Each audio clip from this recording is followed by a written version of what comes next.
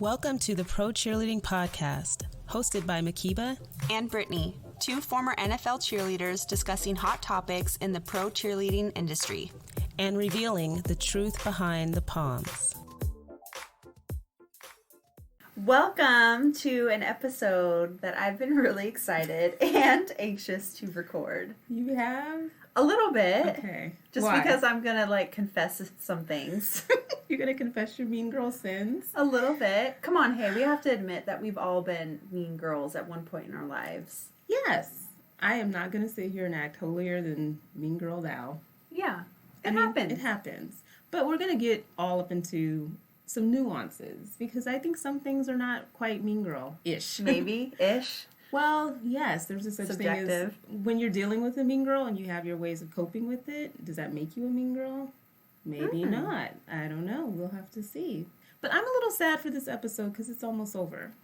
I know the season's almost over. This is like episode 29, so I'm actually starting to get a little meep. I know. I miss it a lot when we go on our little breaks. Yeah, so. But they're necessary too.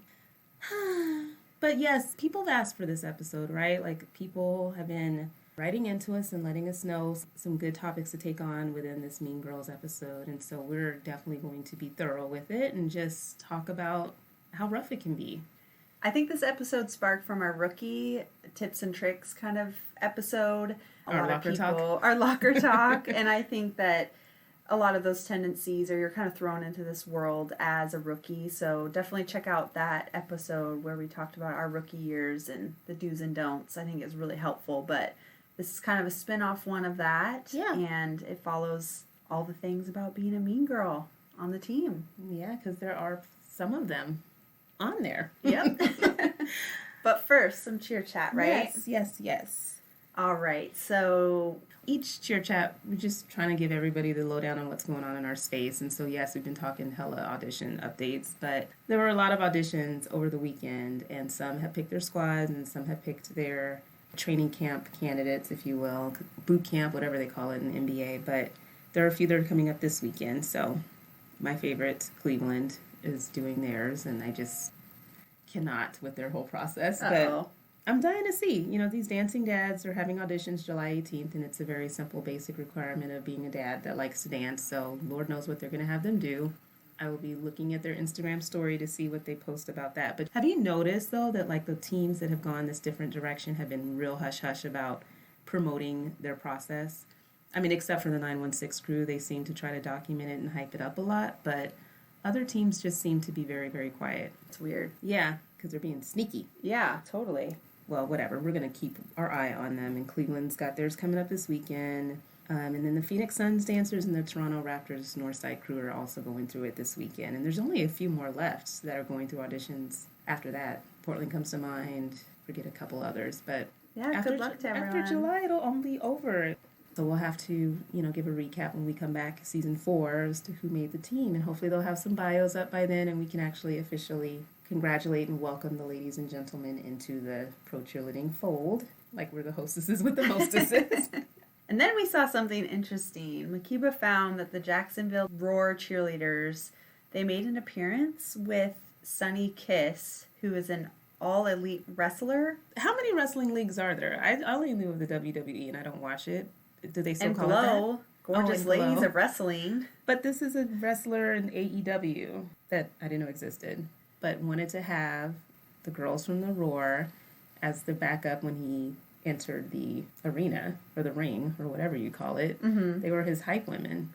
Sonny Kiss, I don't know who he is, but thought it was really cool that he wanted to have some girls from the team as his backup dancers and some little light choreography. Yeah, I will have to say we'll link the video below, but I could just tell that the girls didn't seem as confident or prepared, and it seemed like a very last-minute thing, and sometimes that's not the best idea. Basically, we really respected our program when we were on it because a lot of times we turned down a lot of appearances if it wouldn't make us look very good, or the brand, or the team. Yeah.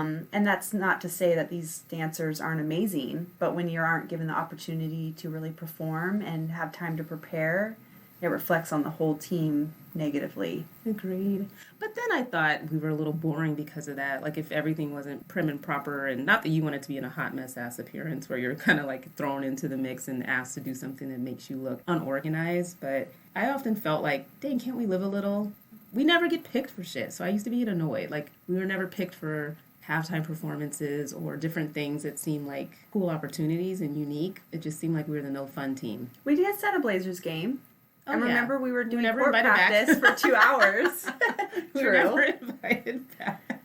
But we were expected to perform at perfection, and that led to a very long court practice. And after visiting and seeing that they zipped through it and they're professional and done really quickly, honestly, behind the scenes, it probably made us look unprofessional that we couldn't just get it together, or we weren't trusted to perform our butts off when it came time to. Well, they may have cut us some slack because it was our first time performing on a court without any real lines to go off of. Like, everybody seemed like a Bambi on ice or some shit because we didn't know how to, like, mark or stay with our lines on a basketball court. But I know what you mean. Okay, well, this is our Mean Girl episode, so before we really get into it, I want to point out something that I think you'll remember, but I remember a few years ago, our girls were on a TV spot. I don't know if it was in Canada or Alaska, and they taught the anchor the touchdown dance, and it was a hot mess. Oh, yeah. And we weren't talking smack, but we were kind of like, that looked messy. Horrible. That's kind of embarrassing. So it does come out. If we don't look good and you have one or two girls representing the whole team, then it is kind of like, you need to dance for us as well and do your best. But I always feel like from those news appearances, though, the music that they play doesn't, for whatever reason, sync up to what's shown on the freaking TV. I've been at one where it's like, oh God, what are we actually dancing to? Or they don't have music, or it's far away. It's always a little hot ass. Or your mic pack is heavy and it's just clipped on the back of your promo pants.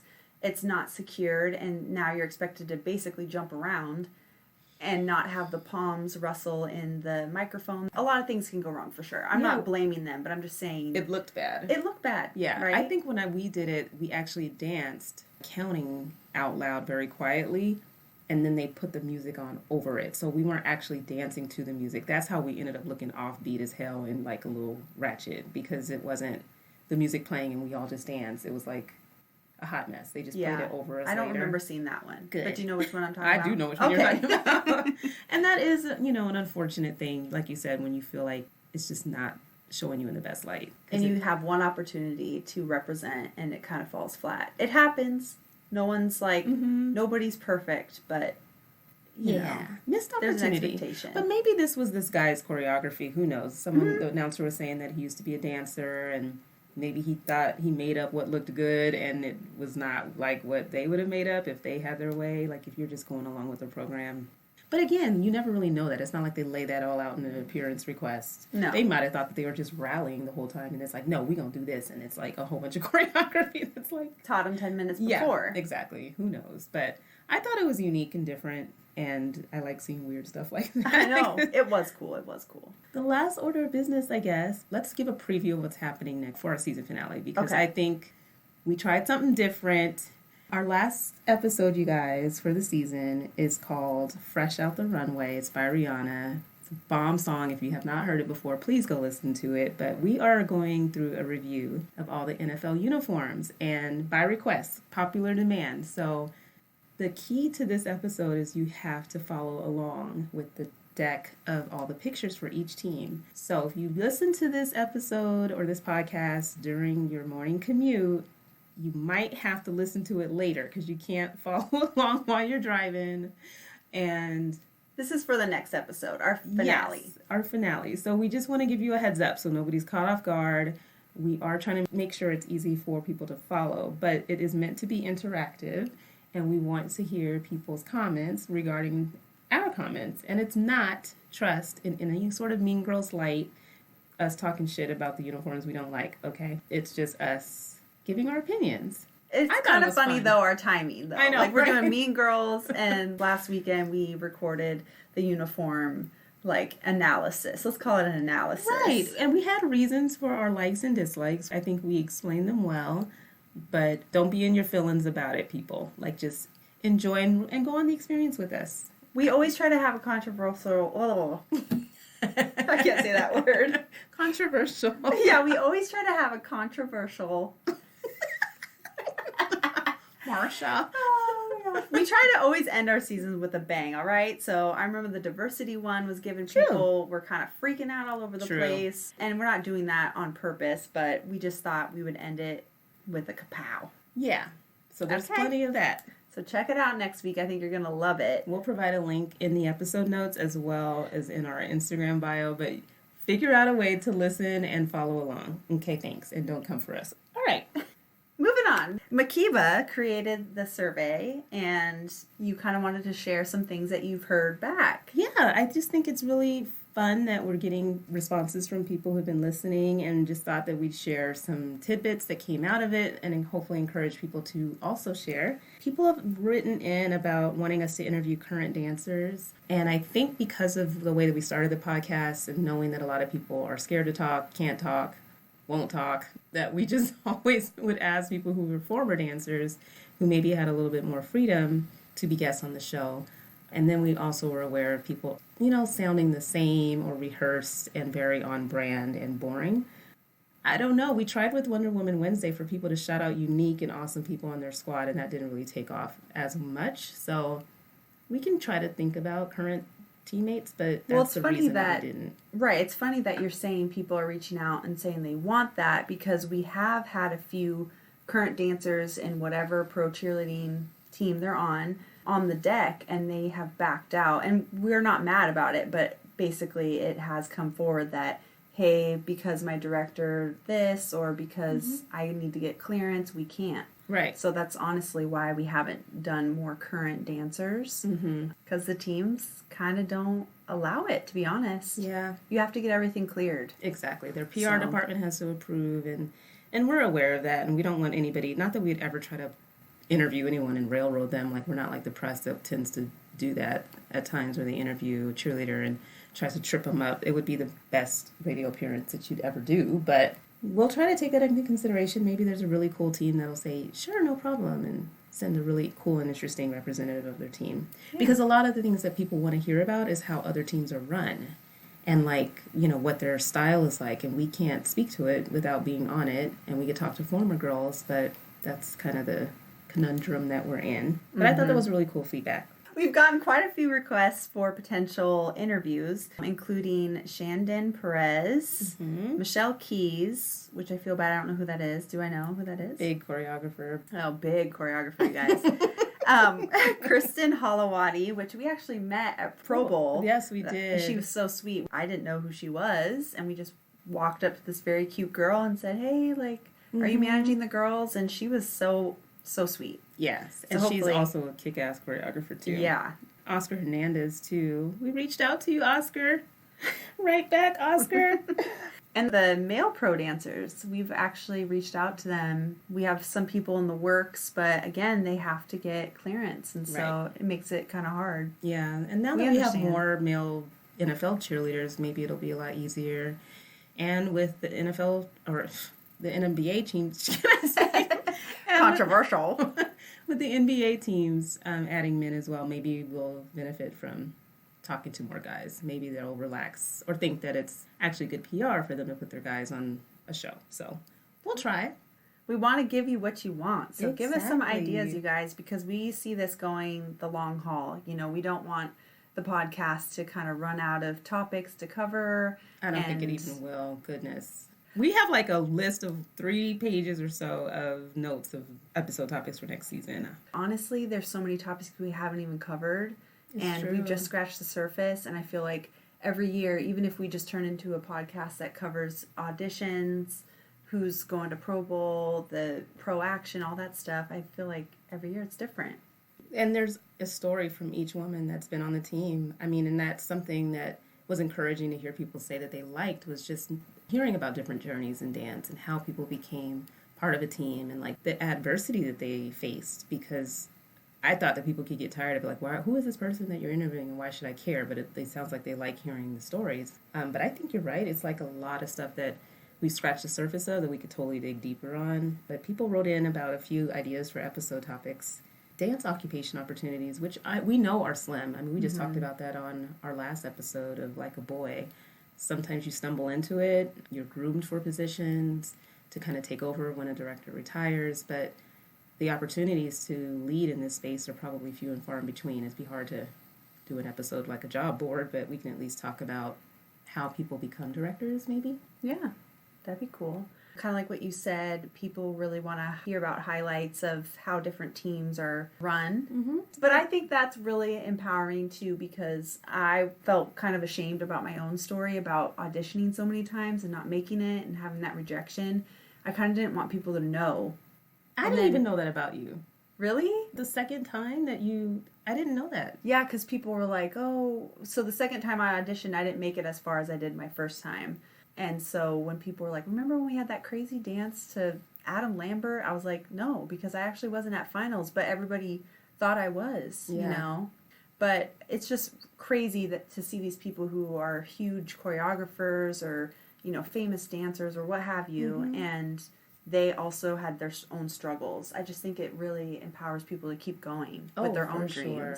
And however many times it takes, because I guess I was surprised to see that people really did want to keep talking about auditions, because I'm like, oh, we already talked about that, and we already had an episode geared towards that, but it sounds like, there's so many audition companies that are out there right now that are helping people prep.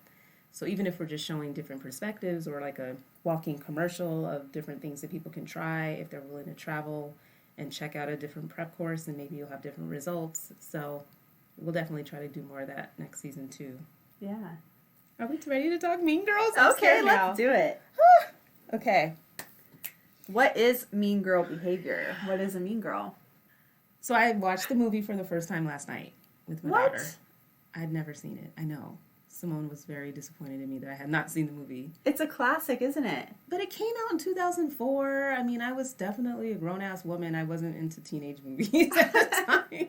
I just didn't, like, there was a couple, 13 going on 30 or some shit like that. All of those movies that came out around that time, I don't think I paid any attention to. Right, like Lindsay Lohan's blonde now, and she's lost another 100 pounds. So, I mean, like, a lot's changed. But I had to go back. I literally like DVR'd it in the whole 9 because it's apparently on HBO or some premium channel. And I watched it. It was cute. Now it gets dark in the middle there, doesn't it? Yeah, a little bit. I was actually very happy to know what certain memes meant and stuff now. And you're like really pretty. That's so fetch. I'm so late to the game. Sorry, guys. But after watching it, I had to kind of question, like, what really is a mean girl, because obviously Homegirl was one, and I'm not going to have the characters' names in my head really good. Regina George. There you go. Why didn't people make fun of her fucked up name? That's a terrible name. Regina George? It's not like your typical mean girl name. Like, you were going to say Veronica. But you know what I mean? Like, that's kind of a weird name. Well, yeah, like Vicky or something. Or, you know what I mean? Yeah. Like, especially for a movie, like you would. I'm sorry if your name's Vicky or Veronica or Regina. Hi, Regina. But anyway, she clearly is a mean girl. But it made me question, like, what are the gray areas of what being a mean girl is really about? If you're obviously doing outwardly mean stuff to people, yes, you're a freaking mean girl. But what if you're more underhanded? The person would never know or be the wiser that you're talking shit about them or that you don't like them. Are you still a mean girl just because you don't like somebody? I know, I see what you're saying, but I think with it kind of reflecting being on a team, a lot of people are Lindsay Lohan. You know, you start in a team thinking it's going to be great or you're going to have a certain experience, and then maybe it takes a left turn and you kind of just go with the flow. It's like peer pressure almost, and you want to fit into that certain group, or people are telling you you need to be like a certain person or group on the team. Mm-hmm. So I think it's very relevant with pro cheerleading, especially if they don't have really good programs that makes you get to know everybody on your team. You're not just sticking to your rookie group. Like you and me, we've been friends since we were rookies. But why is that? Why didn't we bond really closely with people who had been on it for 5 years? It's because we didn't really get to know them. Mm-hmm. I don't think they wanted to get to know us. No, exactly. So this is the Mean Girl episode. That's why. And I don't mean to make it sound like our rookie year was rough. We already alluded to that during our rookie year episode. And I don't want to make it sound like the entire program at Seagulls was just a bunch of bitches. Like, it's not true. But I do think this is truth behind the palms. I think we did have a group of girls that were very exclusionary that made it a little difficult for others to get acclimated onto the squad and feel welcome. So that's... Well, yeah, because sometimes rookies can be annoying and it's like, figure it out. But you have to take yourself back to when you were a rookie and realize there's a lot of crap you just don't know. There's no way for you to know. You've never been on a team like this. But I think the patience level is a lot shorter when you're a veteran for that. And, I mean, taking into account the squad dynamics, people are probably just repeating what behavior they experienced when they were rookies. And so looking at the history of the program, I think it's great and awesome for some people on the team to be a part of that sisterhood and be a part of that inner circle, if you will. But if that's the type of treatment that was allowed and encouraged or cultivated, then yes, it's going to go down generation to generation. You're going to do to that rookie what maybe happened to you instead of maybe making it better. And I feel like Seagulls wasn't entirely welcoming as a rookie for sure. And I think when I made it back on the team and we were like reunited on the team at the same time, it just felt like a tide shifted a little bit in terms of trying to make it even more inclusive for people who were not part of a particular clique. Well, Mhkeeba's really nice. You think? And very inclusive, and it has nothing to do with your age, but in terms of just understanding people are coming from different backgrounds, very understanding and mature with that, I think. And I think it's not an excuse, but I think starting even the process, I started auditioning at 18 and I made the team at 21. I felt like, oh, this is how I need to act. I was your typical person that got roped in. I am the Lindsay Lohan. You were Lindsay Lohan? I'm the Lindsay Lohan. You look like her right now to me. Really? Yeah. Do I look cracked out? No, she was stunning in that movie. Well, I didn't like the layers in her hair. Okay, now I sound like a mean girl. But, I mean, she had the pretty red hair. Yeah. And then you're giving me Lindsay Lohan vibes. Oh. Pretty cracked out Lindsay Lohan. But, Thanks. but she was just bright-eyed and bushy-tailed, just like the freshman in the movie. You know, she didn't have any ill intentions of being a bitch. She kind of got, like you said, roped in. But going along with it also makes you a mean girl, right? Does Because you're not sticking up for the little people, or not the little people. Point. But does it actually, if you are a silent observer of mean girl behavior and you do not do something about it, does that also make you a mean girl? Yeah, because you're giving the main mean girl more power. What do you think they should, well, we'll get to what they should do. Yeah. Instead of being a silent observer. But for me, I think when I look at shows that I don't really watch anymore, like Real Housewives and Love and, what the hell is it called? Love and Hip Hop and all this stuff, you're seeing like mean girl behavior 101 right there. But I think from watching that crap, you see that everybody talks about everybody. Like, it's just a given thing that people talk about other people, whether they're present or not. And I think if you don't have the same ability to say that, whatever you said, to that person's face in a respectful manner, then you obviously have...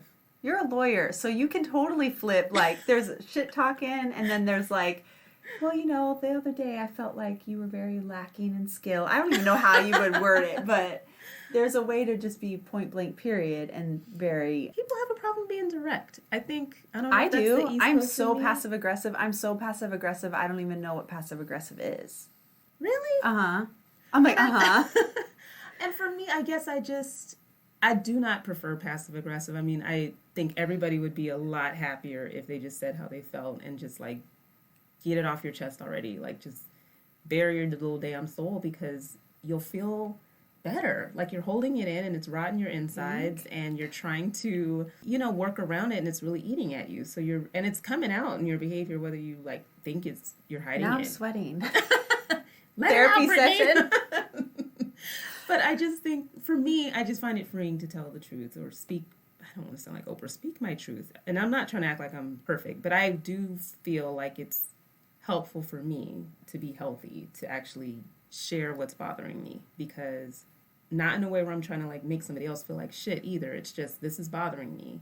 Or if I'm feeling like I'm being mistreated, to say in the best way that I know how, right? I mean, as a rookie, I couldn't completely stand up for myself the way that I really, really wanted to, like keep it all the way real. Like, some shit was just uncalled for, and I didn't really feel like I could do that if I wanted my spot and not get kicked off the team. But I think it's just finding that balance of being willing to put yourself out there to say what you want to say, especially if it's bothering you.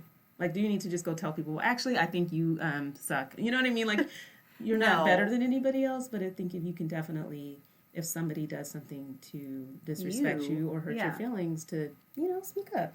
I think that's a really important message. I'm learning a lot.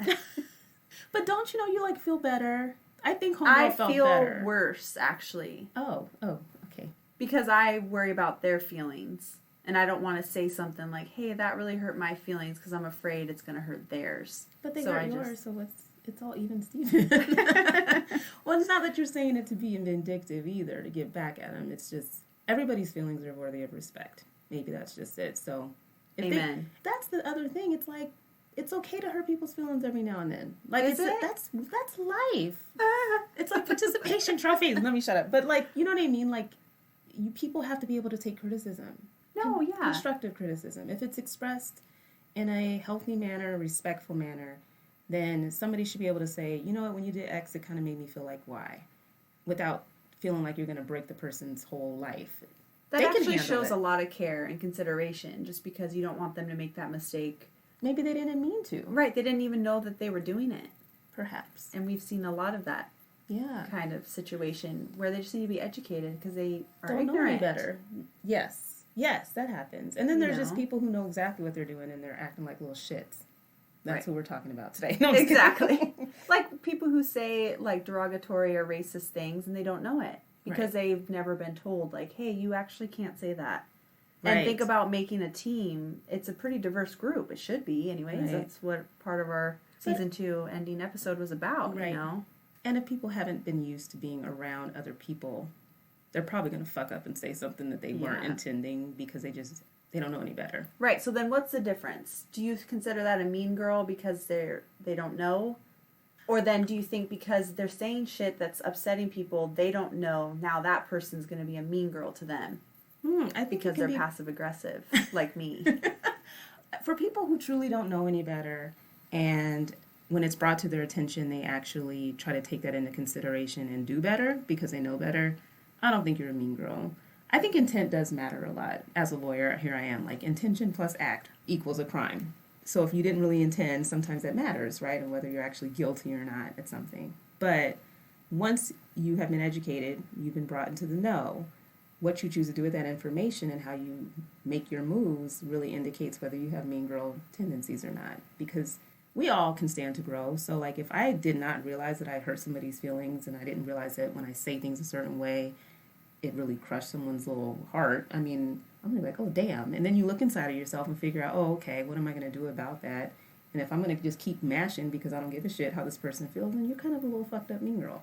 Well, have you ever had somebody come to you and be like, so when you did this, it hurt my feelings, and you don't see how that could have hurt their feelings? Guys do that to me. I'm sorry. A guy will be like, you hurt my feelings, and you'll be like, why would that hurt your feelings? Grow up? Trying not to put it that way, but, I have struggled sometimes to understand where someone might be coming from. Okay. But I try. But see, then you're not a mean girl. I just was wondering. Yeah. No, but I try. It's part of the give and take of feeling like it's a two-way street. And we say things that may not be intended to be taken a certain way. And I try to search for what's right and wrong. And if I'm wrong, then I try to admit to it. If I don't think I'm wrong, then I might struggle with trying to accept where someone's coming from. But at least you have the willingness to try. And there's so many people that can't really have that grown-up conversation for whatever reason, and that's why. I was just going to say that. That's basically you're describing a grown-up conversation that you should be having where, hey, it doesn't matter what the topic is, right, but you feel like you can go to them and maybe offer some suggestion to correct them, mm-hmm, and they, as a grown-up, should take that and say, I'm really sorry that I offended you, I'll do better. I had no idea. It should be squashed. But instead, people, like you said, they don't go up to them and say, hey, that was fucked up. You're right. What are you going to do about it? But can you please not do that again? They just take it inwards or spread it to their group. And so now the whole group's looking at that girl like, she did this. Exactly. And it could easily be nipped in the bud. I'm a nip it in the butter. I just think, as a grown-ass woman, that it'll be a lot more efficient to just deal directly with whoever, and it's got to be something big enough. You pick, mm-hmm, your battles. You can't change people, but if something was disrespectful, mostly is when I'm going to draw the line. That's just how I'm cut. I don't really care if people like me too much. And I think mean girls have this ability to know when somebody really yearns for their acceptance or for them to be liked by them. And so it's just having that power. It's like, oh, I know you're trying to kiss up to me, and or I know you really want me to like you, and I'm going to like dump you away just because I can. Right. It's that kind of dynamic. Okay, so when it comes to mean girls' behavior showing up in pro cheerleading, to me, like, just even that opening statement defining what a mean girl is, I think a lot of it comes from jealousy. Like that's who mean girls target, or people they're jealous of?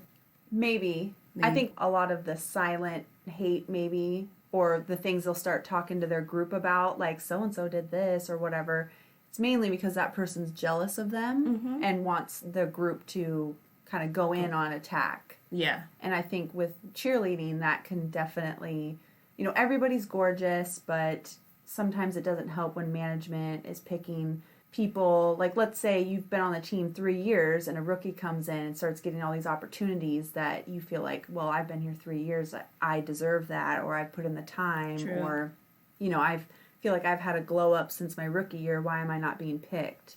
Unfortunately, the world kind of pits us against each other. So how can we try to not... We'll get back to how can we not be mean girls, but I think that's something that I'm realizing is a main factor. Showing up, because it's true.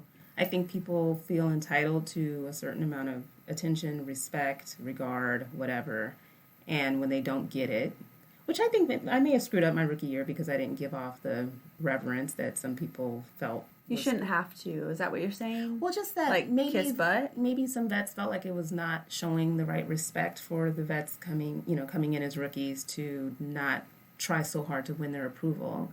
And I mean, you know, it was one of the questions that we raised in, you know, preparing for this episode.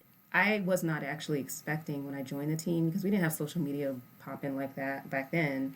I wasn't thinking of it as like, oh, I get to join the sisterhood. I was thinking I'll get to cheer and dance, and it's kind of a job. I wasn't expecting to make friends. I already had friends outside of it, and I was old enough to know what those friendships meant to me, and not where I really, really needed these friends as a result of doing it. So I don't think that I had the same idea of, oh, I'm going to try to really, like, be all up in these veterans' faces to get them to like me. I didn't know about politicking either. Yeah. You know? I didn't think that cheerleading had politics, because it's like fucking cheerleading. That was my rationale. I just really didn't expect a lot of the squad dynamics coming in as a rookie. And I don't think I probably went along with the flow in that regard, because I wasn't showing that I needed that kind of acceptance. I agree, and I feel like maybe this has fallen back more into a rookie conversation, but I felt like I was not kissing butt, but I was being the best rookie I could be by basically knowing my shit, not making mistakes, and keeping quiet. That's why in that rookie episode I said I don't feel like people really knew who I was, because I didn't portray that at practice, because it wasn't time for it, because exactly, I treated it as a job. Right. But I think some girls who got swooped in, you know, maybe they were kind of, not the mean girl, it's not like saying that the core group that when we were rookies who were in charge or demanding that respect were mean girls, but it seemed like a lot of those girls who knew I'm going more into this as a political move, sisterhood, sorority type thing. Right. Got sucked into that group a lot quicker. That, I mean, I don't think I ever got into it. I don't think I ever did. But you're right, though. I think people who, maybe this was really fresh from like high school or something, where they knew that type of dynamic of like, oh, immediately I'm going to know who the in girls are, whatever the cute word is for it, okay? Yeah, plastics or whatever. Oh, right. But maybe people are just really keen to picking up on, okay, if I want to be successful here, like those are the girls who know their shit and like who clearly are respected by everybody. Like I need to kind of align myself with them, like Survivor or something. I don't watch TV, so I'm probably giving all the wrong analogies, but I think there were some that really could recognize that right off and know how they wanted to move and what they wanted to do to get close to those girls. Whereas we were probably a little oblivious and not aware of that dynamic and didn't follow suit. Right. And then when I was a veteran, I kind of full circle probably, I was a mean girl to some of the rookies, because I felt like they didn't know their stuff. They weren't being respectful at practice, and you know, they were making quite a bit of mistakes that maybe they were already corrected on. I know mistakes happen, you know, there's a lot of pressure, but that's how I was a mean girl, because like maybe a rookie wasn't a rookie how I thought they should have been, if that makes sense. Okay. Because I don't feel like our group ever demanded respect, but we definitely had certain feelings for rookies who just felt like, I'm in. Right. Without being willing to put in work to be And do you the think best. that's how we got mean girl treated as rookies ourselves? Maybe.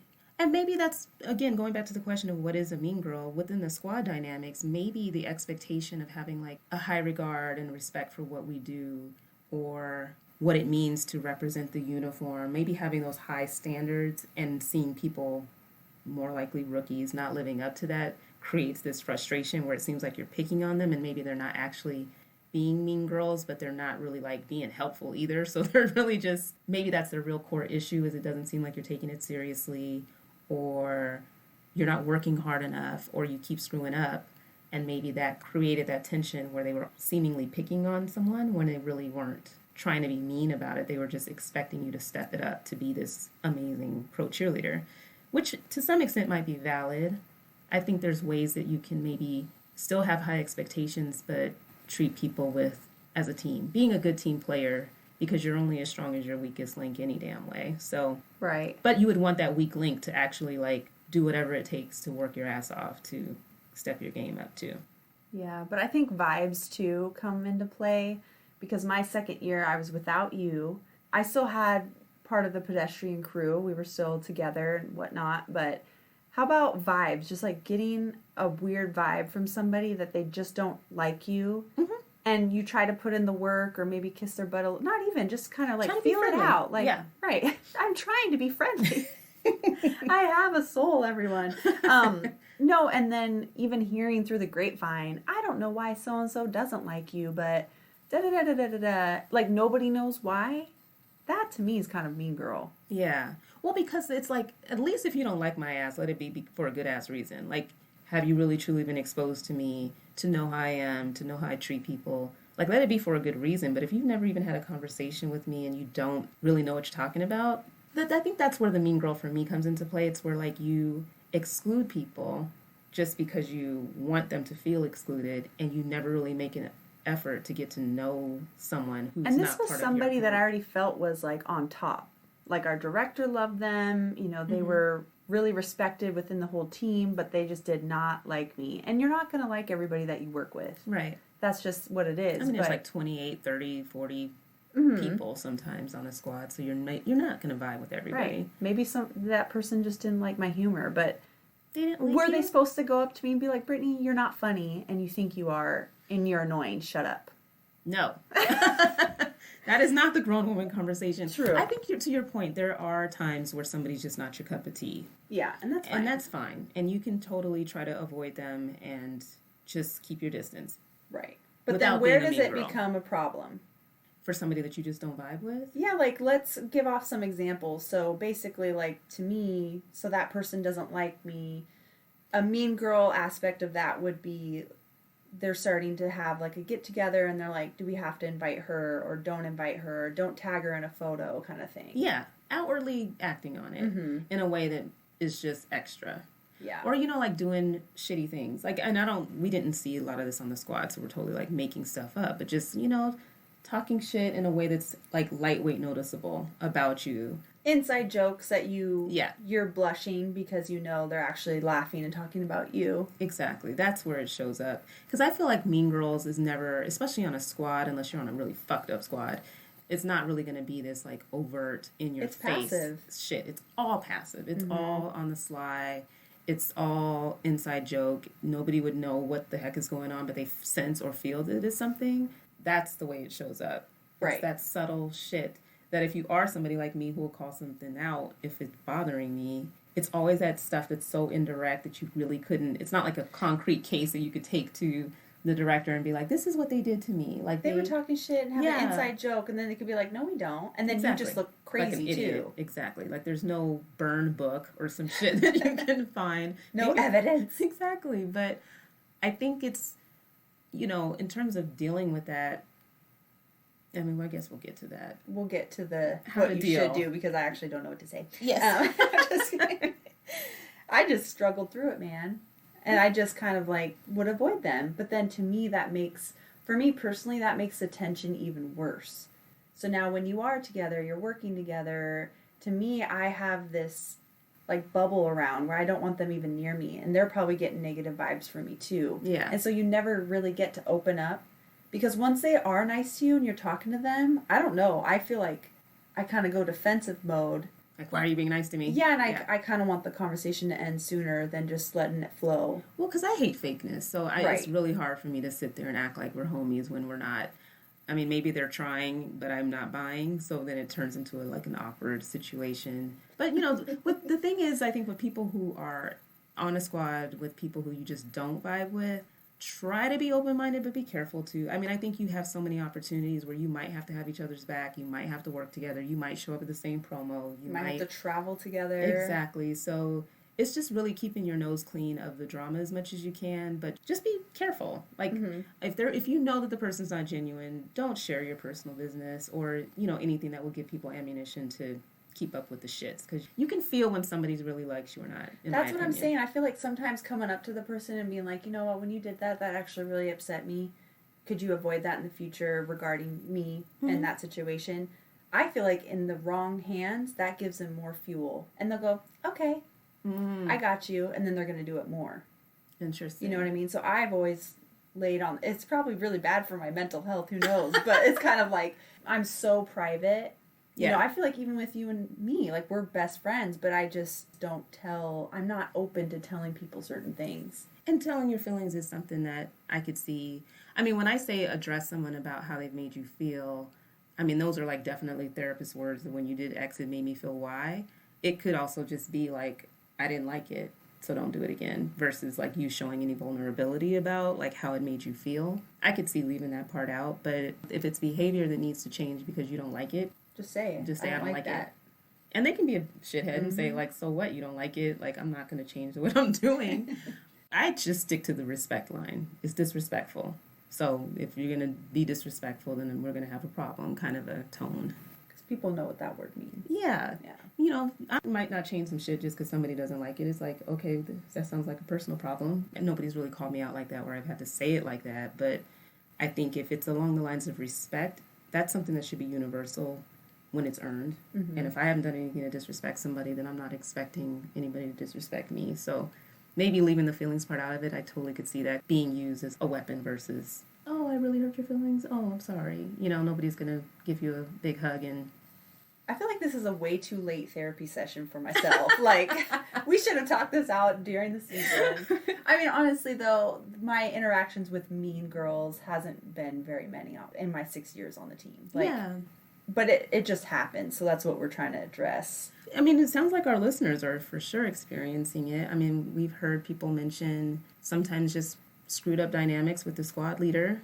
Yeah. Where power struggle. Exactly. They might be power tripping, where they're picking on certain people within their smaller squad, and then you kind of are like, that's almost a micro squad versus what you would experience with a broader team if any sort of mean girls exist outside of that. So you're almost part of two different teams in a way. You have your small team, and it's a lot more pronounced the way you would be treated as part of your small squad. So, like for me, my rookie year with Squad 1, I felt really unliked.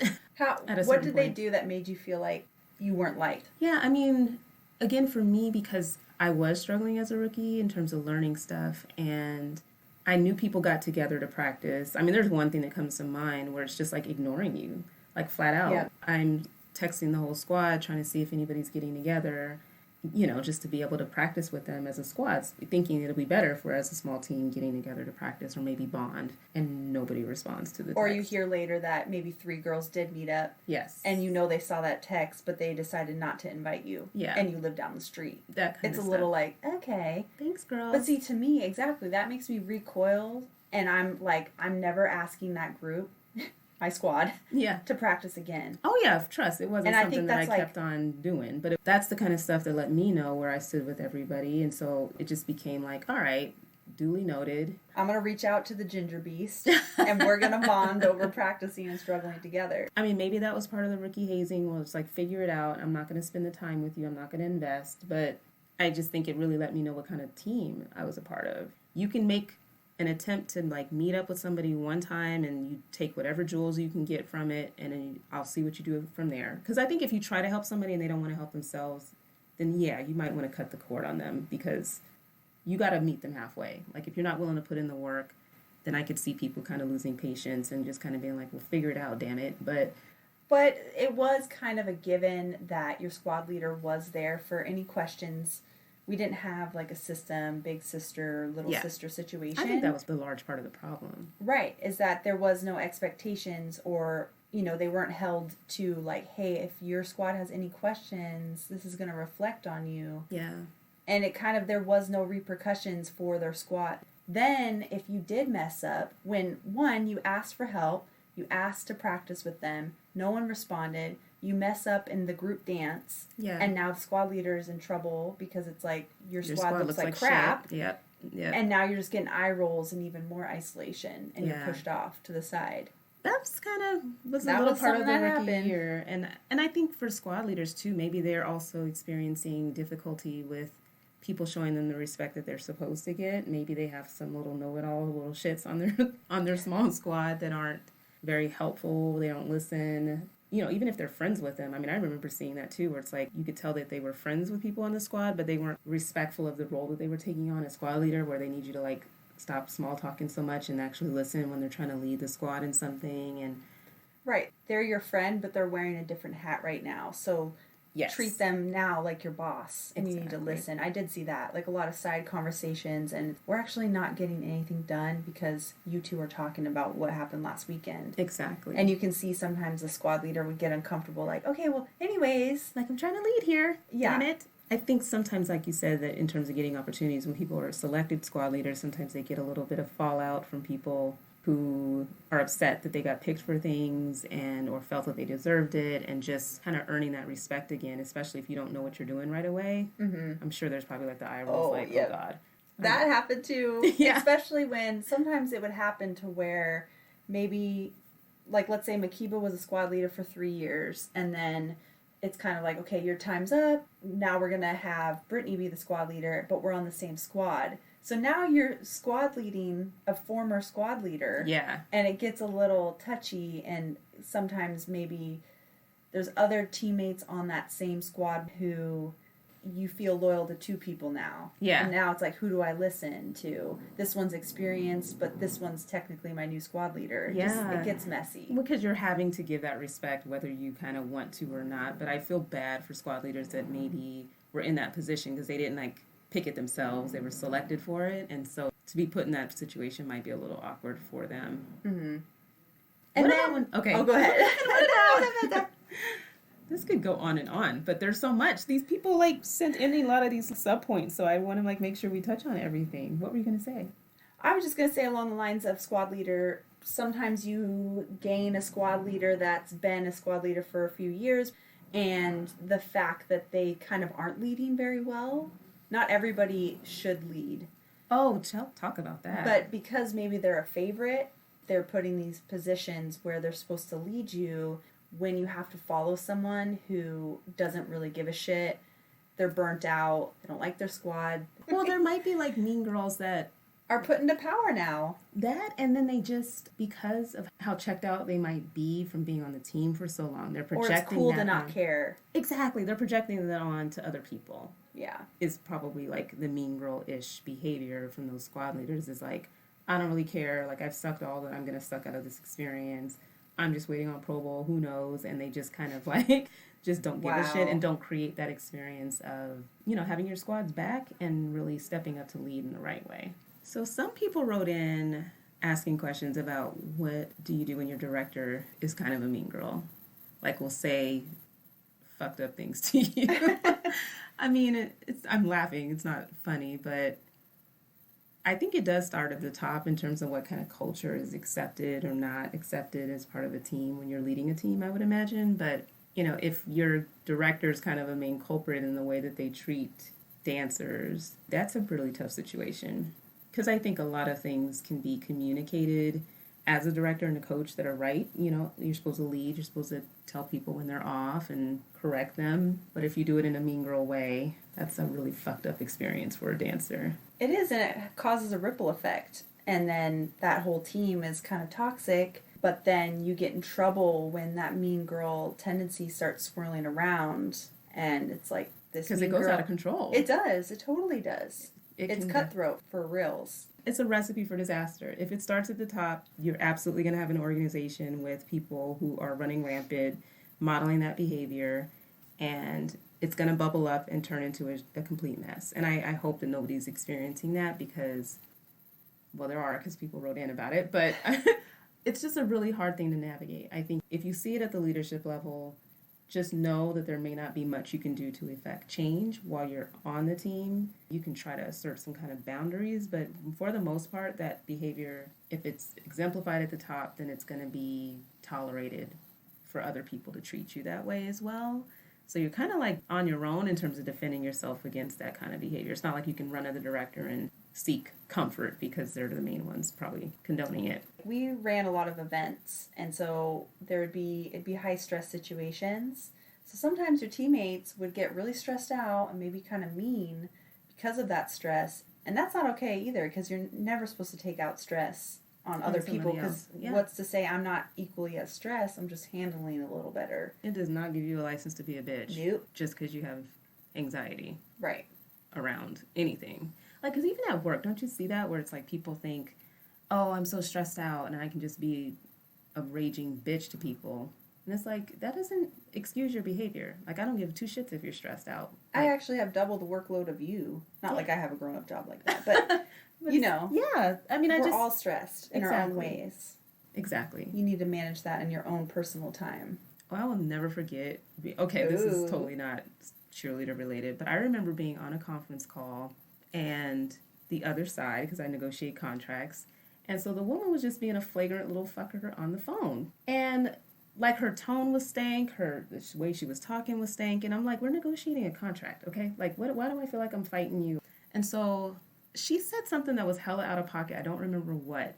But I was like, do I need to give you a few minutes to gather yourself? And I was silent. Like, I just literally shut up for a minute so she could... Because it was embarrassing. There were so many other people on the call, too. And so I was kind of like, do you not hear yourself? So I was like, do you need a minute to gather yourself? Because your tone is a little argumentative, or whatever I said. Because you have to kind of call people out on their shit. And then they fucking, oh, coward. But I was quiet for a reason, to let her be embarrassed. Like, look at yourself. Pull your life together.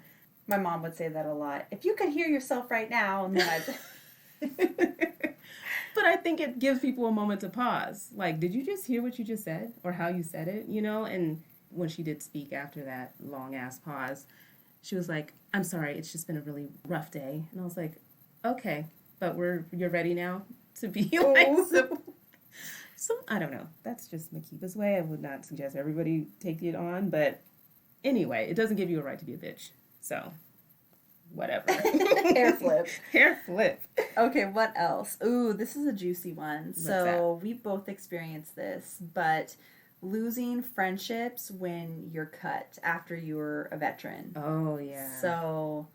how did that go for you, Mhkeeba? Well, we kept ours, which was the most important thing for me. But it definitely shows you, if you ever had a shadow of a doubt, who your real friends are on a team, who you communicate with, either when you retire or when you're cut. Because I think the true friendships, you stay in contact with each other. Not like you have to see each other all the time, but there's a connection that remains once it's all over. And I didn't experience it personally. Man, I would have not been I would have been mad at you if you stopped being my friend.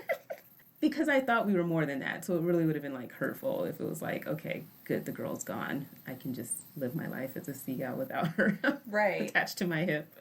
But you're right. It didn't seem like we had to have constant communication, but there just was this underlying, like, you're my girl and, like, we're best friends. Right. And you knew what it was like to be on the team.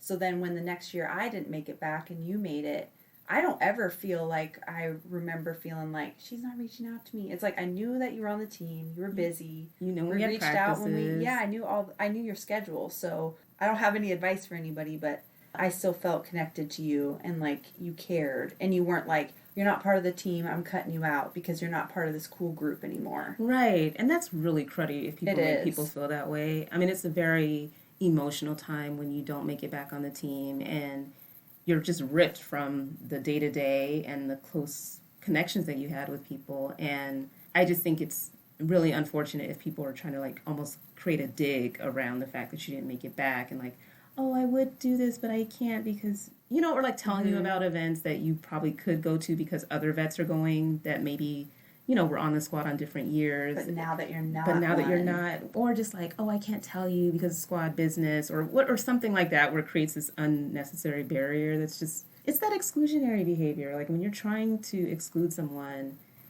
rather than include them, I just think you're definitely teetering on the mean girl side. And it's such an emotional time to be off the team for whatever reason, whether you wanted to or not, like if it was your choice or not. I think if your true friendships really show up, and it's not to say that they're mean girls because they didn't maintain their friendship with you, but I think you discover really the validity of some of the friendships on the team. And something I love about us that I just want to point out is it was like almost a given, and I feel like we really supported each other the way that we needed to when I don't even know how we discussed it, but that we were coming back. You know, it was like, all right, we're practicing together. There was no conversation about it. I wouldn't have been upset if you had made just as much of a stronger bond with someone while I was off the team. Oh, I was so jealous when you were friends with someone else. I'm trying to even think who it was.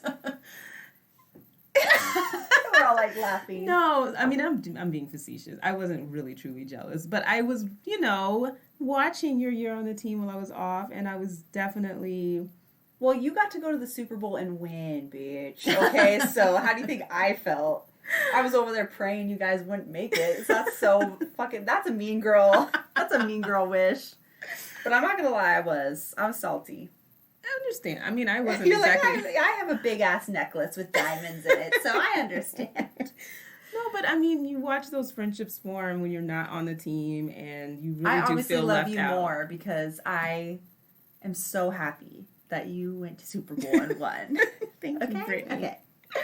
And I wanted you to make other friends when I wasn't on the team, but there was one that kind of looks like me, and I was really salty about it. We weren't friends. I was mean girl to her. No, I'm kidding. Not at all.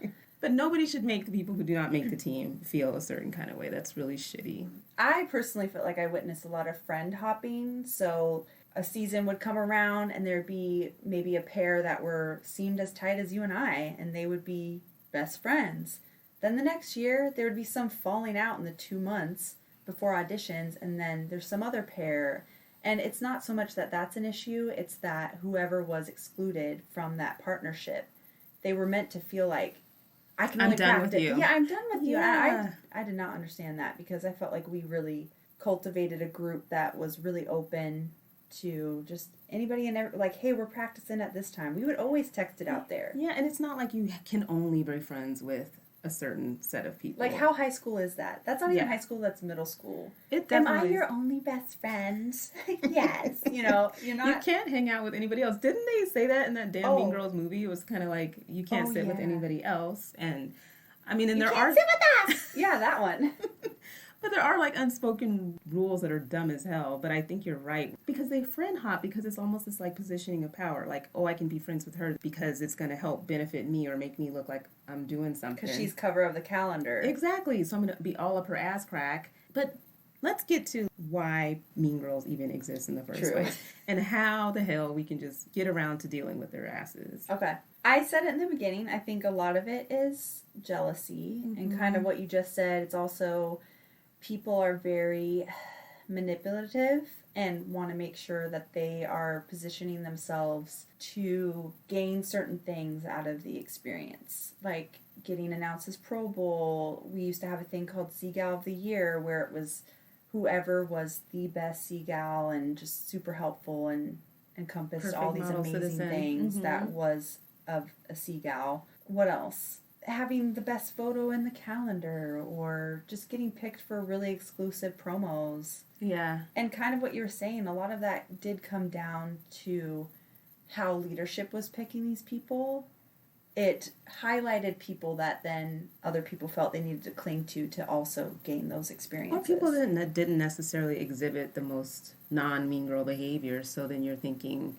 wow, that's what gets celebrated and elevated, people who act like that. It's not a meritocracy. Like, it's not, oh, just do everything that you're supposed to do you know. And it'll result in this. Yeah, and the good always wins in the end necessarily. It was just who happened to be elevated for that role or position, and it wasn't always because they were a model citizen, let's just put it that way. Well, yeah, I mean, I got show group and I didn't even know how to fucking dance. So, like, just truly, when you're selected for things, a lot of times there is no rhyme or reason. And you're looking at yourself like, I know of people who really wanted this spot. Why me? You know? And it didn't make you a mean person or mean girl because you got it. And I don't mean to sound like haterish. And I believe everybody who's on a team, for the most part, works really hard and deserves to be there. And some will get selected for things or reasons that we may never even really know, right? But I think when they feel like they're better than everybody else because of it, right, and they're drinking their own Kool-Aid around it,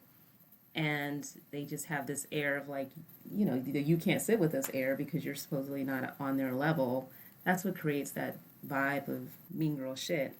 I mean, I think that people who behave as mean girls, where they're truly like that's their core character, are insecure as fuck. Like, they really don't feel what they project out. You know what I mean? Like, if you really are that confident in your shit and you know you're bringing your A game all the time, like, you probably really don't need to busy yourself with trying to make other people feel like shit around you. You know what I mean? Like, you would just feel like you're the shit and that would be enough to carry you. But when you feel like the extra, where you have to put somebody else down to feel good, you're covering up a major league insecurity. And that's why, personally, I just don't think in terms of coping with mean girls that you just got to stop giving them that energy. You know, when they feel like they have that personal power over you and how you feel about them and what you're checking for them for and wanting them to like you, I mean, that's just feeding the beast, you know? Totally. I mean, I think they sense that reverence from everybody, whether it's deserved or not, and that's really what they feed off of to behave that way. It's like you're giving them permission to treat you like shit.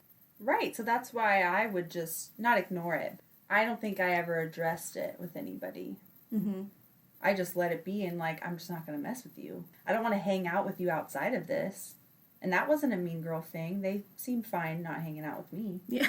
But it's just kind of like, I'm not going to feed that beast. I don't like that energy. I don't like that vibe. That's not what I want to spend my time with. You are who you surround yourself with. Exactly. And if you are hanging around a bunch of mean girls, like, that might be the reason that you become one. It's just, like you said earlier, just from peer pressure and feeling like that's the behavior that will get you accepted, which is hella weak. If you're going to be a mean girl, let it be, like, your own personal motivation, not just because you aren't willing to be your own person. Be your own person about it. Be your own mean girl. If you're going to be a mean girl, own it. Okay? Come up with something interesting. But, like, exactly. But I think in terms of, like, who mean girls call out, like you said, maybe it's people they're jealous of, but I just think people have an idea of, you know, what makes somebody pretty. Because, I mean, the truth of the matter is with pro cheerleading, like you said, everybody's beautiful, but people have different looks, and some people think certain looks are better than others, or body types are better than others, and I really think a lot of the mean girl characteristics come out when you're criticizing someone else's looks. And I'm not trying to act like I'm holier than thou in that regard. We are judged on looks all the time, so I think it's just a very natural thing to go toward when you're judging someone else or talking shit about somebody else, is to, like, critique the way that they look. But I think people use those differences and form an opinion for whatever reason, where it's not about how well you dance or what a great teammate you are, it's the way you look. Which is so, like, listen to how it sounds. It's literally the movie, the teenage dumbass movie that I just watched last night, where you're basing on looks, money, prestige, power, whatever. And I mean, to some extent, yes, people want to be liked, because I was thinking about that, like, deep down, don't humans just want to be liked and accepted? Well, yeah, because I feel like energy is really powerful, and you don't ever want to, it's toxic, and you feel it. It's actually like a tangible thing for me. I can feel when someone's not vibing with me, and it affects me physically. And I'm not trying to act like I'm invincible. Thinking back to high school when I was younger, that was like Mean Girl Central for me in terms of what I experienced with Mean Girls. And I remember it hurting my feelings. I do remember that feeling of like, oh God, you're really trying to make me hate life. You know, like not wanting to go to school. That feeling of not wanting to experience that kind of shit, right? And maybe it's just with age, just growing up to be your own, not be your own best friend. I sound like Beyonce, but I think for me, I stopped caring about the bitches that didn't like me. But you're very confident too. And I don't think that your level of confidence is normal.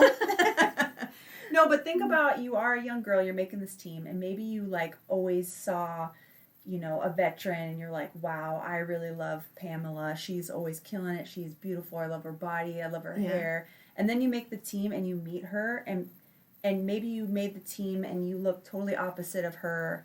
And now you're kind of like, wow, she's like my ideal. And now she's being mean to me. I'm already insecure that I don't really like look like the team.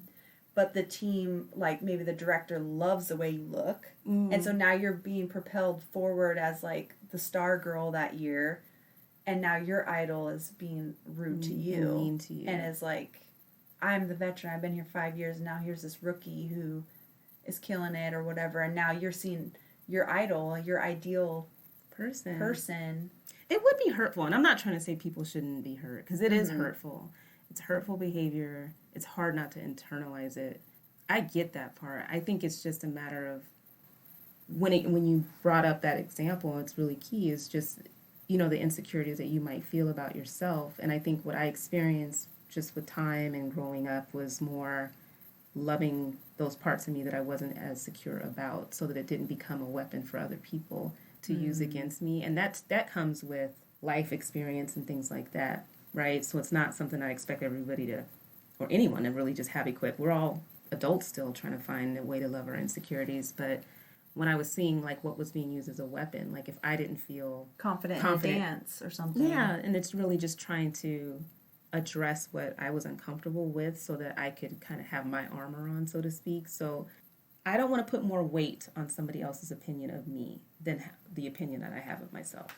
Like, right. Because if I'm counting on somebody else liking me in order for me to like myself, then I'm going to be fucked, kind of. You're going to be disappointed. All the time, because some people may not like you, and you got to be able to keep it pushing. So, because it's just an opinion. Yeah. Just like our next episode, everyone, forewarning you. No, I'm kidding. But it's true. It's just kind of like I stopped placing as much weight on how other people felt about me, because that would sway me like a boat. Like it would make me feel like shit, or it would impact me and hurt my feelings. And for me, I guess a way to cope was more to just take that away from them, because I couldn't control it anyway. Like I wasn't going to go build a fort and try to climb up their ass and live there. I just had to kind of find a way to be okay with people not liking me. Yeah.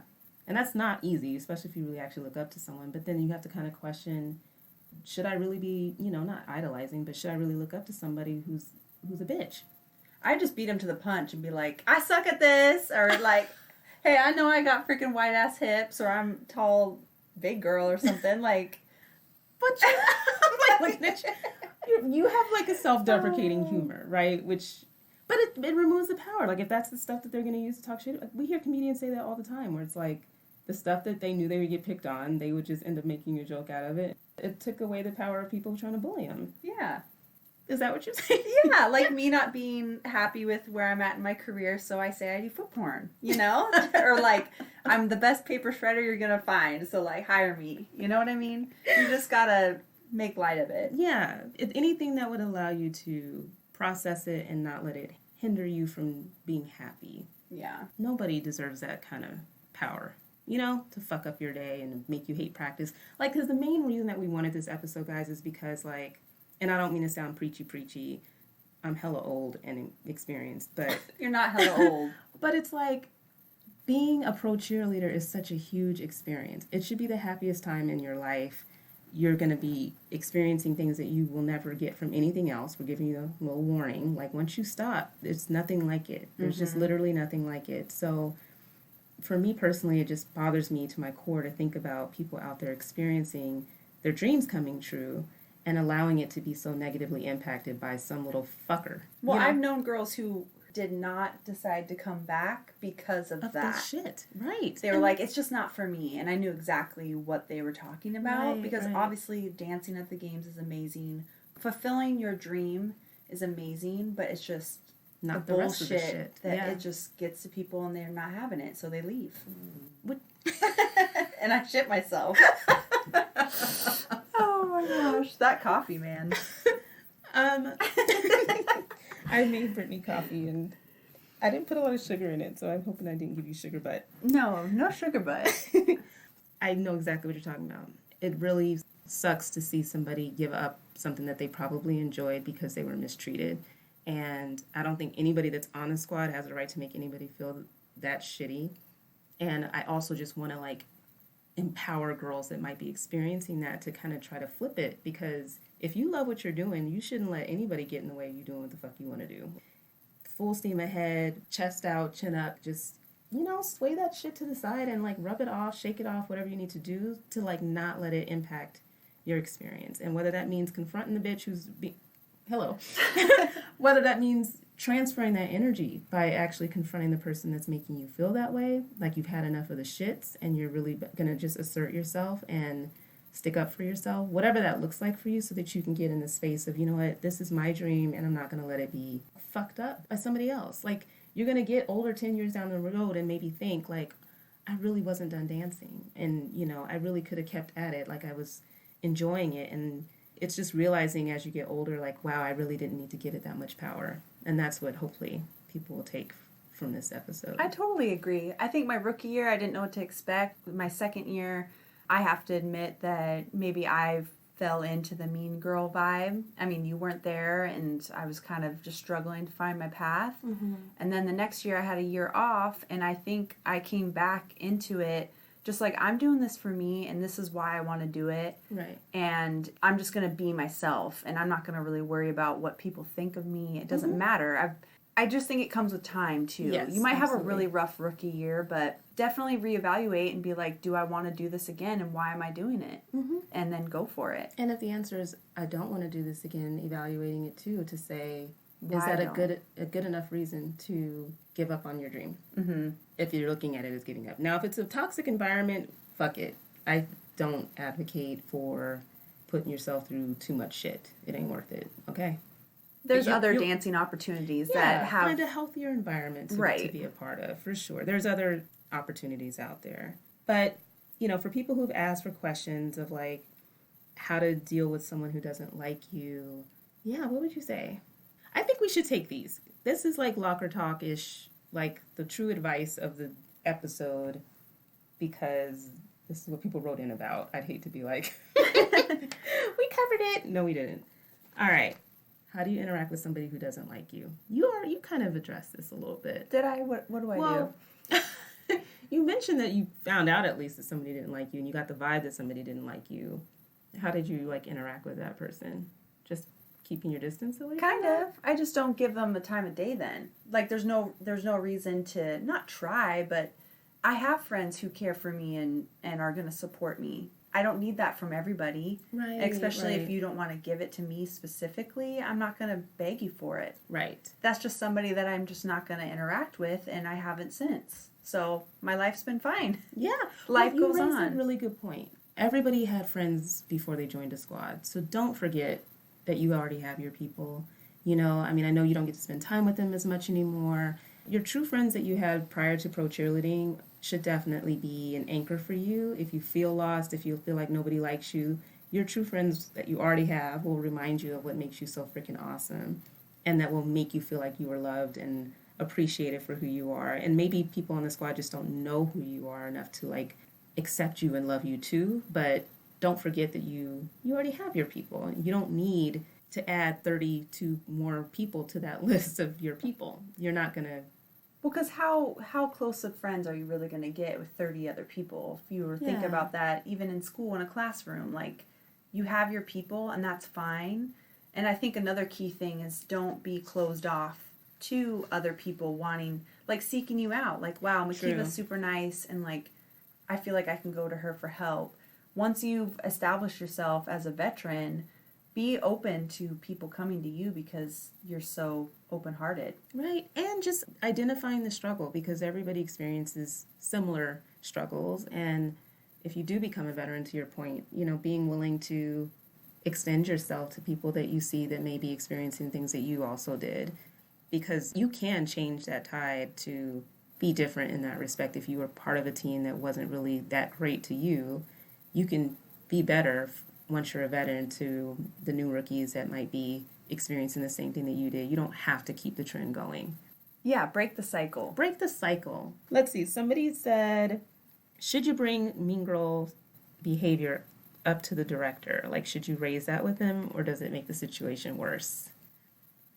I feel like personally, it depends on your director, and I don't know if it does any good because honestly, it might seem a little bit like snitching or complaining.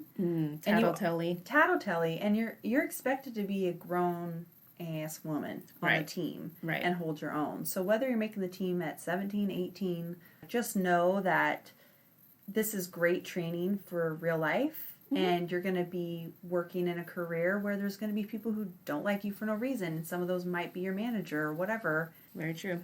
I don't know if I have like concrete advice. Maybe you can touch on this a little bit more solidly, but kind of what you're saying, just be confident in what you bring and just observe more so than interject too. Just kind of like take a vibe of the room. Oh, that's key. Getting a sense for who you're dealing with. Studying behavior really tells you a lot, and it'll tell you probably how to deal with somebody who's either being mean to you or whether it's something that warrants going to a director because you peeped their leadership style and you see how that person interacts with the director. You see the manipulation at play if there is any, so you can kind of like already figure out if it's actually to your advantage to go say something or not. I would say if the director's part of the problem, don't waste your time. But a lot of the part of people kind of being ass kissy was because they wanted to make it back. Yeah, true. So how do you kind of suck up to your boss to secure, like, hey, I don't want this girl to not be on the team next year? I think it can kind of backfire. Like, it's one thing if you are being like bullied or just really the mean girl shit's out of control and you're really trying to seek help for how to deal with it versus like, I'm really just hoping this person gets in trouble and is off the team. Like, I'm really just trying to elevate and try to get my director to see what a bitch this person is. Clearly, they do interviews and they don't screen out all the bitches, right? Like, they make the team and they're a part of it and they have that mean girl culture going. But sometimes bringing that to light for the director with the goal of trying to get them to see that someone's a bitch probably makes you look worse in the end than it does actually help you. But I would say if you've tried to deal with the situation directly and it won't stop or it's getting worse, then yeah, that is their role as a manager to actually intervene and do something, I think, to help or to stomp it out and to say, like, no, this is not acceptable. So I think there is room if you're just really in some real bullshit. Like, let it be some real shit, not like, oh, my feelings were hurt.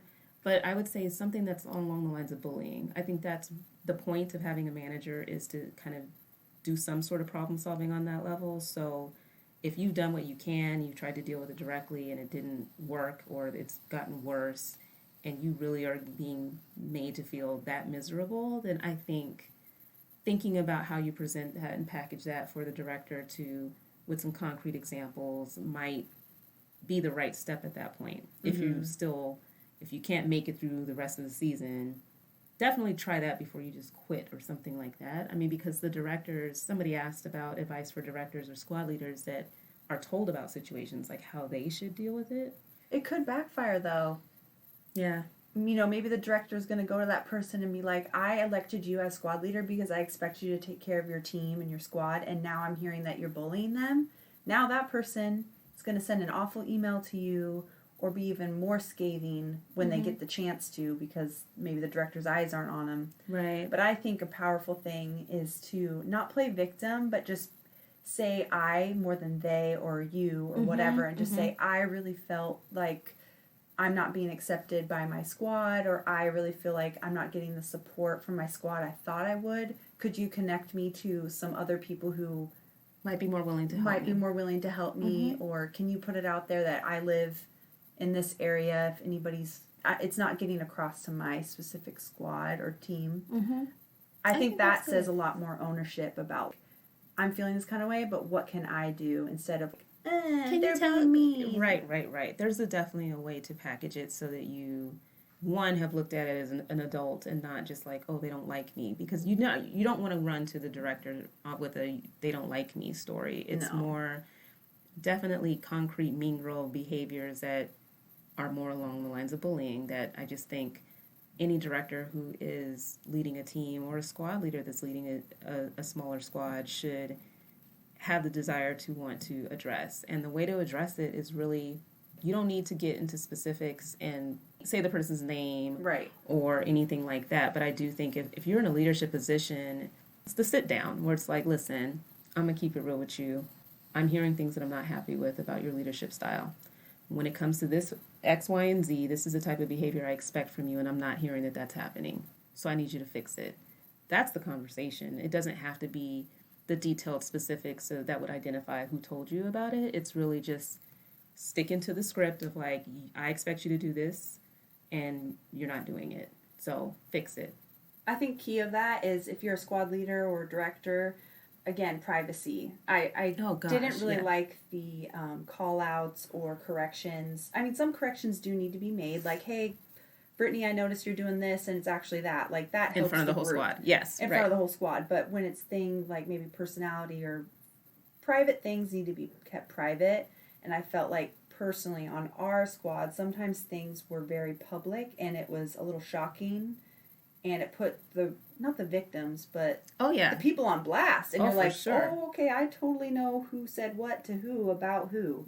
And that just causes that doesn't issues. help. That does not help. So keep it professional and keep it private. Right.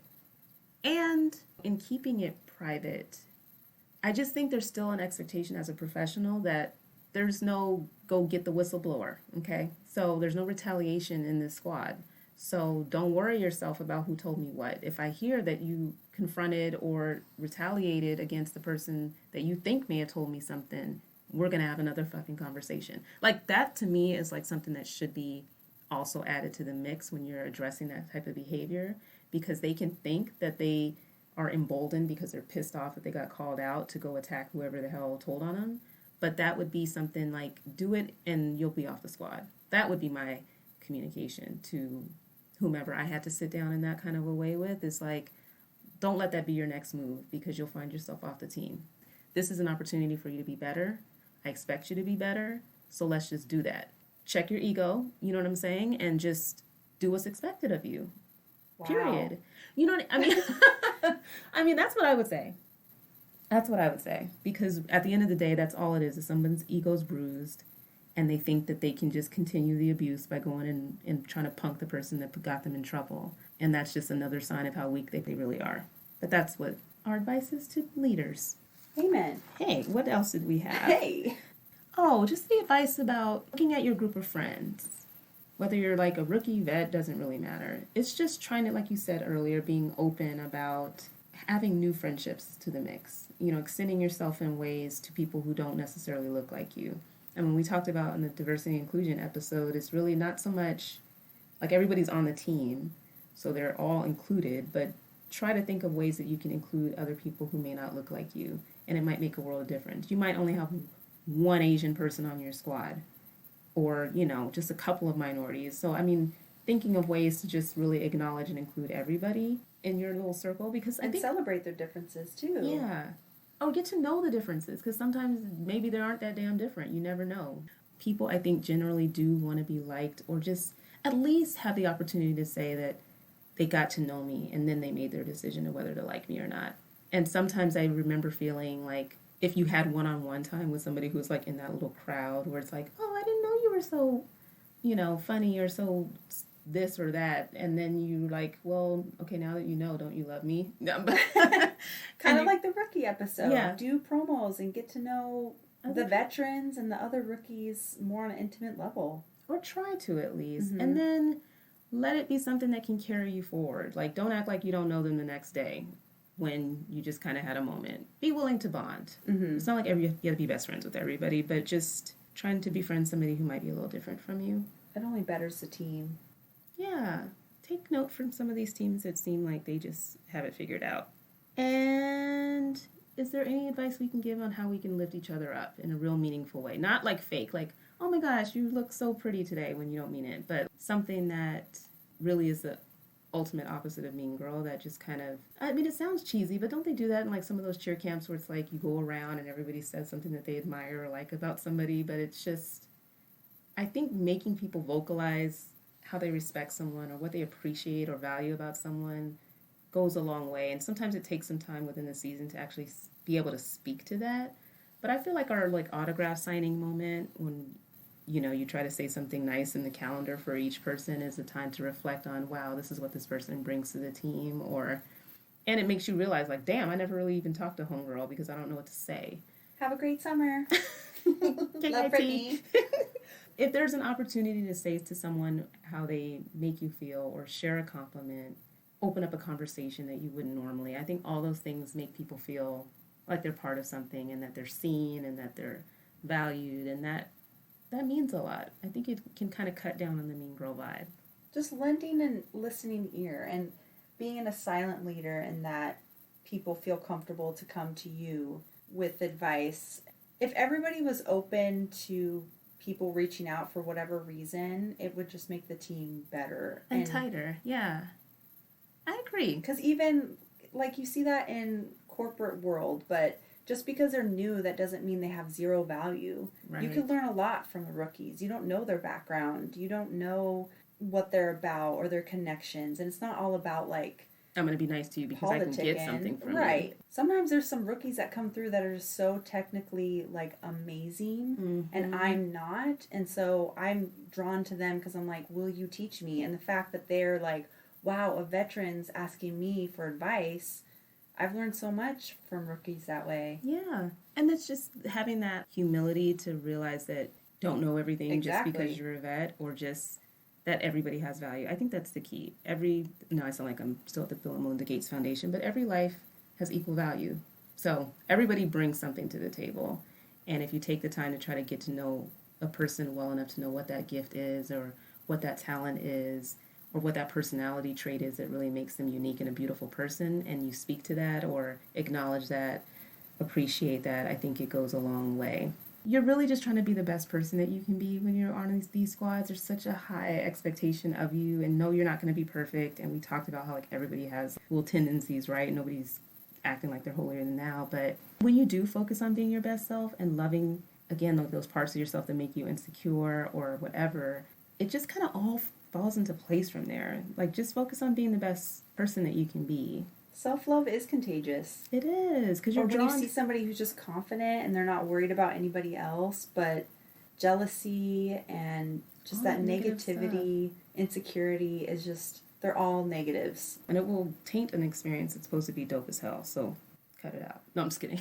Send the mean girls to us, we'll slap them in the shape. So for locker talk, instead of acknowledging, well, Brittany had a list of sins. Oh, yeah. I don't know if you still want to, like, share. Sure. I remember I yelled at someone to get into line. It was like my one and only time actually yelling, because I was pretty silent. Okay, are we doing that? Yes. I didn't even let you get it out. No. I think this is good. This reminds me of that scene in the movie where they apologized and did a I'm in the trust confessional fall. right now, Yes. Okay? Confess your sins. Okay, confess my sins. Some things that have haunted my dreams and nightmares is that I've yelled at somebody. I think that they were like a rookie status to me to get into line. This is how you do it. You yell, line! Yeah. Sorry, but that's literally how it comes out. I never yelled it, and the one time I did, I really hurt someone's feelings. I apologize. I'm sure they know who they are. Okay. I made Hope cry because I was trying to make a joke. Oh, tell us about it. Tell me, my child. Okay, so we were building our come-out tunnel. Okay. So this is like, it has to be straight, right? And for some reason, Hope, she's amazing, beautiful, sweetheart. A Pro Bowl cheerleader. Yeah, Pro Bowl cheerleader.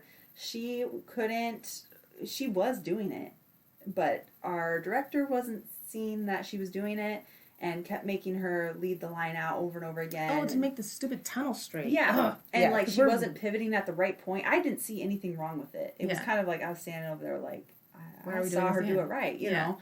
And so she was also on the Saint stations. And so when we were walking back to go down the field to do something else, I was like, didn't they teach you how to pivot turn on Saint stations? And I think it was just overwhelming. Yeah, that moment for her. I made her cry. Damn. I'm sorry, Hope. I love you. But you apologize. Brittany does not have a mean bone in her body in terms of, like, when you joke, it's literally, like, not at someone's expense. You're really just trying to make light of a shitty situation. Sometimes I just have diarrhea of the mouth, and I'm just like, this will be funny. And I say it. Like, Mhkeeba's edited out plenty, okay? Whatever. I definitely jumped on the Mean Girl bandwagon one time. There was an email thread going around about how some rookies were carrying themselves, and I decided to also pipe in. I really regret that, and I did apologize to those people. I was very passive-aggressive to somebody in terms of I felt like they were making a lot of mistakes, and instead of offering a helping hand and saying, hey, let's meet up and, like, let's practice this. You know, we're on the same squad. Let's be better together. Mm-hmm. I decided to kind of sink into the squad that was being very passive-aggressive and kind of giving the palm to them. Like, figure it out. I've issued help, which they probably didn't really. Right. So, I mean, there's probably plenty more, but they're all mistakes, and I'm definitely trying to learn from them and be a better person. That's all we can do. And I'm not trying to act like I don't have sins of my own. I'm trying to think of some good ones. I don't know. Mhkeeba really was very nice. I generally am nice. I think She's not anymore. No, Now I'm the dragon lady. I don't think I'm ever, like, outwardly mean to anybody. But I am a shit talker, and with the safe loved ones I have, I vent like a motherfucker. So somebody might be, you know, getting a new one ripped. It's something that I would never say to them. But put it this way, my mean girlness probably comes out when I'm venting because I don't have a filter, and I may use things that describe someone, like, you know, I was saying critiquing people's appearance that might come out in the venting session, which is not nice, you know? Like, if you're saying someone's fat ass or whatever, I'm just making something up, but, like, if you're really critiquing someone's appearance as part of you talking shit about a situation where you're venting, it doesn't feel very nice, right? Mm-hmm. Those are my, like, not so nice moments that I know I can think of, and just finding things funny that probably are not funny. Like, I would be mortified if people actually knew that don't do it. I don't know. You guys, okay, nobody's going to listen to the podcast when season 4 starts because they're going to be like, those girls, I thought they were nice and they're fucking bitches. But I love looking at pictures. I'm making my confession, guys. I'm not perfect, and I've probably been hella preachy, so this is just going to come out. Damn it. But this is the meanest thing that I think I have done, and I won't do anymore. Okay. So I love looking at pictures. I have a photographer that I follow that snaps the shit out of, like, Seahawks games and all this, and the Seagulls. So I'm mainly looking at these pictures because I was, like, either looking for you and when I retired, or because it started, like, after I retired. So looking at these pictures, sometimes, you know, you have to zoom in to see it really good, and it would catch some wild ass facial expressions, right? Like, just, like, not your finest moment. Well, I have plenty of those. I think I've made even memes of myself with these photos because, like, you'll be blinking, but only one eye. Yeah. And it's like mid-move. It's always like some crazy, you're just caught in a moment with the camera. And so we have, like, shown funny things that we can laugh at. But I could see, like, and we share it, right? So it's like texting each other these pictures. And I would not want anybody to think that I was just really going out of my way to make fun of them. It was really like, but I was seeing it, and then I would share it because it would be actually fucking hilarious looking, but maybe not to the person who's in the picture. But it's not like I would put that in a book and be like, burn, or, you know, burn, or try to, like, make somebody feel like shit. But I fully acknowledge, I'm not trying to rationalize my shit. That's probably mean girl-ish. I'm sorry. It's okay. You've been cleansed.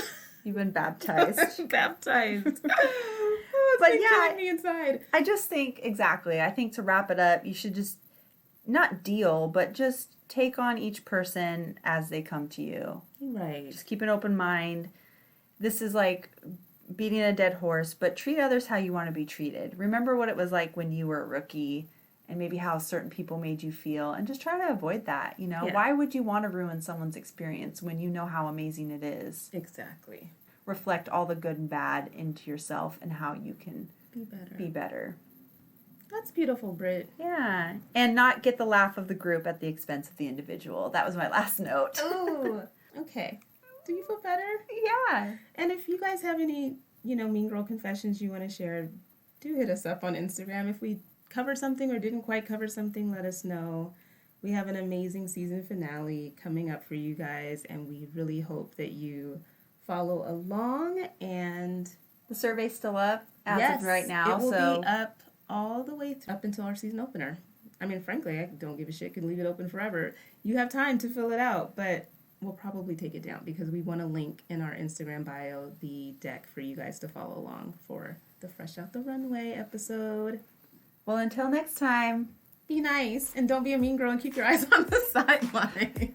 Make good choices. Yes.